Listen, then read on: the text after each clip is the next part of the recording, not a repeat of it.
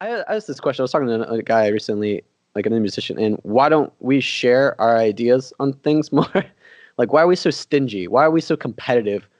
Like, and I realized that at least for me, and I was talking to some other guys, the ideas of what makes my music, there's not a whole lot. Like, is it really like we make electronic music? We're not writing some crazy like weird like atonal like Right. Well, but but even then, like when you look at serialism and like Schoenberg's work on it, it's completely formulaic too. So it's like really, what constitutes an idea, and why are we so hesitant to share them? Well, I think that kind of comes down to our cultural ideas about intellectual ownership, and what we are sort of entitled to exclusively be able to produce. And I think there's a great fear in every musician who believes themselves to have a really unique idea that's like, oh, if I explore this too much and tell too many other people, well, then they're just gonna do it. And they're gonna be me. They're gonna be or do it better than me. That's mm, so interesting. Like I watched this documentary. There's this Chinese city called Shenzhen, mm, and it's kind of take like a very capitalist style city, but remove most of the modern idea on patents. So mm. like when Apple or any other company comes up with an idea, they patent it, and no one else can use that idea. And there's so many companies that exist in the Western world that are like basically their main source of income is just suing other people who violate their patents.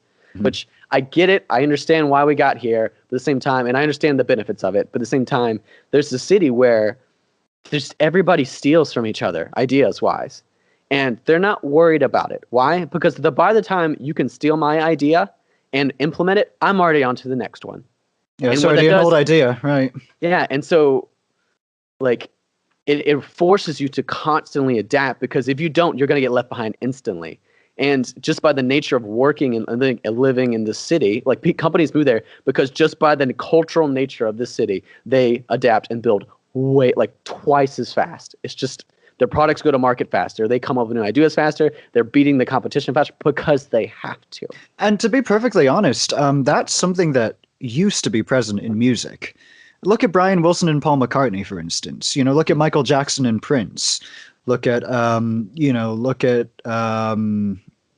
trying to think of another example. Dude, Uh, but but I say like modern music has lost that. But here's the thing, like what's Eminem and Machine Gun Kelly. It's not my scene, but that's what that's we true. Yeah, need. and that's it. Like, Because I think again, well, there's more than two aspects of this, but there's two that are easy for me to identify.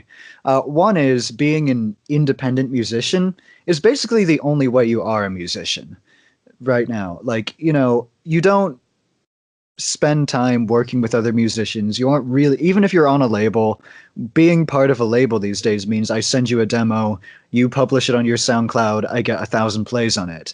There's no really kind of like musical rivalry that exists between too many young musicians. Our our culture of how music is made and distributed has become so much more insular. And that, when we distribute our own music on the internet, we basically have like a private audience that is, our audience. And it's not really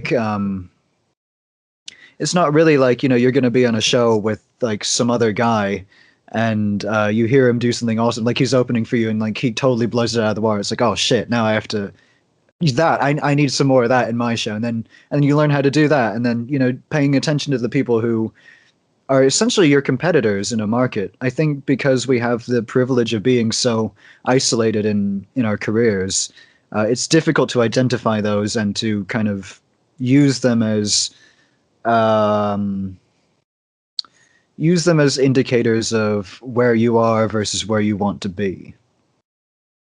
yeah, I mean, and I'd say like this relates to like you've seen this happen in every like major music genre. Like it happened in classical until classical. It was competitive. Like the Romantic period, they did everything wrong. It was like, and it was edgy. I mean, they didn't blast on Twitter, but effectively, it's the comparable. And the same Mhm. thing how with jazz, like, and then jazz became something you studied at university, like, and then there was the rules in jazz, and to be edgy in jazz means you don't play jazz anymore. Like, and then rock came around. And it's like, and rock is super safe. It's just they're like be edgy in rock. What do you? I mean, nobody cares. And then hip hop came, and it's. I mean, I think we're peaking at it, but like Like it's the edgy genre because it's culturally edgy.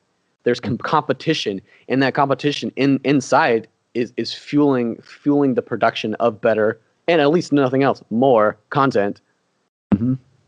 And I guess to me, like that's such a limitation in the sense that like you don't have time to waste. You have to crank out content, and it has to be relevant. You have to respond quickly. I mean, I think that's like a Yeah, how